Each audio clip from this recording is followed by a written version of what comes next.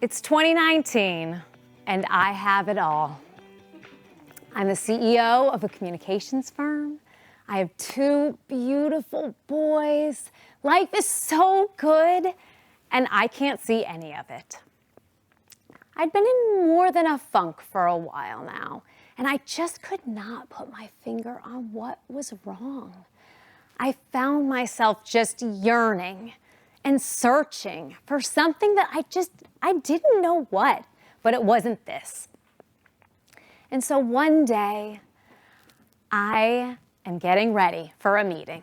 And I should be very excited about this meeting, but I am not. And so I look down and my phone is ringing. It's my doctor's office. And so I say, okay, well, I have 5 minutes until this call starts, but this should be quick. I had found a lump in my breast a few months before that. And so, honestly, I hadn't really thought about it. I went in, and every doctor I talked to said, "You're young, don't worry about it. You're healthy, don't worry about it." And so I didn't worry about it at all until that phone rang. I said, oh, maybe I should get this. So I pick up the phone, and I hear the voice of this young, sweet nurse, Brenda. And Brenda says to me, "I am so sorry, Mrs. Voelker, but you have stage 2 triple-negative breast cancer." And I said, "Are you kidding me?" And I couldn't believe it. And she says to me, "No, Mrs. Voelker, actually, this is true, and we need to get you into the office right away."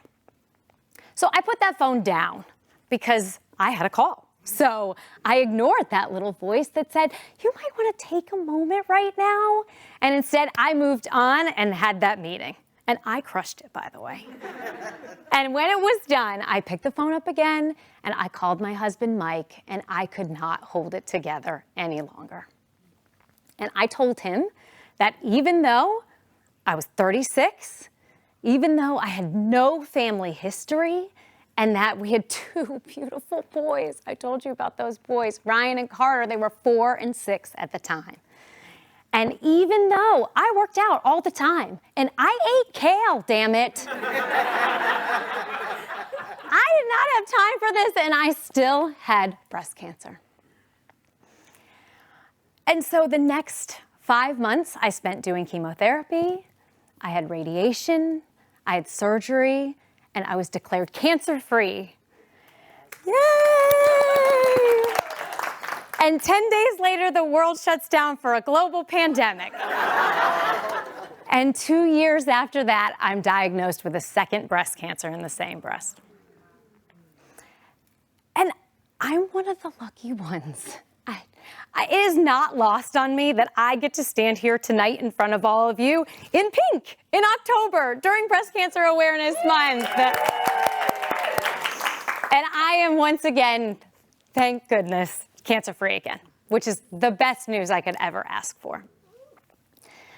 But I learned something really important through all of that is 3 lessons that I want to share with you tonight about acceptance. So, lesson number 1, accept unknowns. So when I was first diagnosed, the what ifs were so overwhelming. You can probably imagine, right? You're up at night. I'm laying there. My husband, Mike, is awake, is sleeping. Actually, I'm awake. He's asleep. My kids are asleep. And all I can think about in my mind is, what if, what if, what if? And so one night, I can't take it anymore. I go downstairs. I sit in my living room. I get a piece of paper and I say, okay, what if? Like, what if this actually comes true, right? And so I write down, what if chemo doesn't work for me? Okay, what's the next step that we would do after that? So I write it down. I have great doctors. I will come up with a plan. What if my kids have a really hard time with me losing my hair? Okay, I could get a wig. I'll try something else and we will lean on our family. And so I would write things down and then I would write the next step. And then I close the book and I put it aside. Because if those what ifs came true, I could go back to it. I had a first step. I at least had a start. And if it didn't, which most of the what ifs don't. I could put it aside and not have to think about it anymore. So that's accepting unknowns. So lesson number 2, accepting help. So I'm making my way through chemo and it is brutal. I am exhausted. And so it's a hard time, but my 6-year-old is about to start kindergarten. And so I am standing there with this list. It's a long list for a kindergartner of school supplies. Like, who knew kindergartners need that much stuff for the first day of school? And I'm feeling overwhelmed. And so I hear my doorbell ring, and it is Cynthia Klein. God love her. She came with her arms full with bags of school supplies. I did not ask her to do that. She had a daughter in my son's class, and she just thought, you know what, I'm out picking up school supplies. Maybe they need some too. And I was so touched by that small act, because I've had friends that have gone through very difficult things before and never knew what to do, right? I would say, oh, I don't want to bother them, or maybe I won't send them anything. They probably don't want to talk about it. I never knew what to do. But I'll tell you, hearing from somebody or just knowing that someone was thinking about me, I mean, that got me through the day. And so I realized through that really I did not know how to give help to someone else until I learned how to receive it.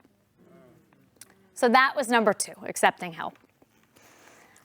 Lesson number 3, accepting myself. And I'll say this one was the hardest one. So we're almost to the end of chemo, and I am bald as an old man. And I am getting ready to go out to dinner, and I put on this wig. And it's brown, and it's short, and it looks fine, but I'm not really sure about it, so I don't know what got into me. I ask the worst critic that you could ever imagine, a 6-year-old. Why? So I say, Ryan, what do you think? And he says, I don't like it. And I'm like, oh, why? Why would I ask him that? Like, what was I thinking he was going to say? And so he looks at me with these green eyes and he says, I like you how you are. I like you how you are. I like you how you are. And what a gift to get to be able to see myself in that moment through the purest eyes of someone who loves me the way that I am right then. And so it was such a gift. And I will ask, is there someone who needs to hear that from you? Because I really needed it in that moment. So if there's someone, please tell them. It means a lot. So that's number 3, accepting yourself. So there is this amazing ritual. When you get to the end of treatment, you get to ring the bell. And so I'm standing there in the doctor's office. I'm surrounded by all of these nurses who are my friends now that I never wanted. And my family is there. And it is just this moment. And I will tell you what, I rang the hell out of that bell. It was so amazing. But after that, I was a different person. And my eyes were open. I woke up and realized that all of those things that I had been searching for and yearning for and that I didn't know that I wanted was actually right in front of me the entire time. And so I try not to forget those lessons, and I take them into my work with me every day. And so I mentioned I have a communications firm. It is Kelly Voelker and Associates, KVA. I'm Kelly Voelker. And so our tagline is Communications Made Simple. And that's because we help companies with some of the most complex communications challenges, including crisis communications. So these lessons come up a lot, actually. So the first lesson, accept unknowns. So we had a client that was a government contractor during the pandemic, which meant that they needed to mandate vaccines. And so all of those what ifs came up again, right? So what if people quit? what if people don't get vaccinated in time? Or what if we lose this contract? And so we did the same thing that I did back in my living room, is we wrote down, okay, let's answer those questions. What's the first step? And then let's set it aside. Now, in our line of work, we actually build out those scenarios, right? So we're gonna have a plan in case that does happen. But for the ones that probably won't, we get to set those aside. But at least we have the first step. So accept unknowns. Number 2, accept help. So I was out a lot when I was going through treatment, and I had no choice. I had to ask for help. And the team rallied. I mean, they were amazing. And in that time, our revenue grew by more than 3 times. It was incredible. And really, it's because the team is really good, and I just had to get out of the way and let them do what they're so good at doing. So, accept help. And the last one, accept yourself. And so after the great feedback that I got on the wig, I ditched that and I went to work in a baseball hat. And that's how I showed up every day. I mean, everyone could tell. And at that point, I was like, take it or leave it. I mean, this is what I'm going through right now. This is what it is, right? And so I didn't realize the impact that that would have until a lot later when a woman on my team, her name's Melissa, she has been with us from the beginning. She's amazing. And she let me know that she was going through IVF. It was a really hard time for her family. And she said to me directly, I do not think I'm performing to my potential. And I loved that. I was so happy that she would come to me with that she could be open and we could come up with a plan together that worked for all of us. And so I'll tell you that if you can find a way to accept yourself, someone else might accept themselves just the same way in that moment, and we all have a much better result. So I will close with one thing. If you take one thing out of listening tonight, it is don't wait. Don't wait to accept unknowns. Don't wait to accept help. Don't wait to accept yourself, amazing you right now as you are. Because the doctors worked really hard to heal my body with medicines and procedures, but it's the acceptance that can heal your soul.